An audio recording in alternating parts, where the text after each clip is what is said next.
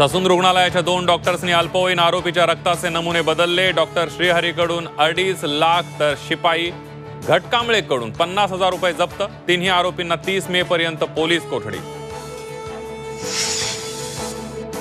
पुण्यातील pub bar विरोधातील रवींद्र धंगेकर सुषमा अंधारे आक्रमक।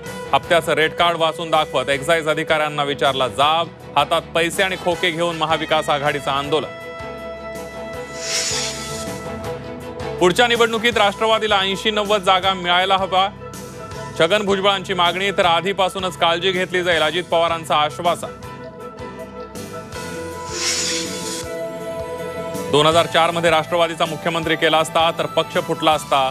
शरद पवारांचं वक्तव्य धादांत खोटं। अजित पवारांनी शरद पवारांचा दावा काढला खोडून।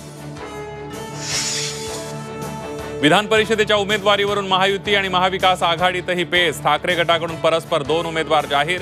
काँग्रेसमध्ये इच्छुक तर मनसेच्या उमेदवारामुळे महायुतीमध्येही तिढा।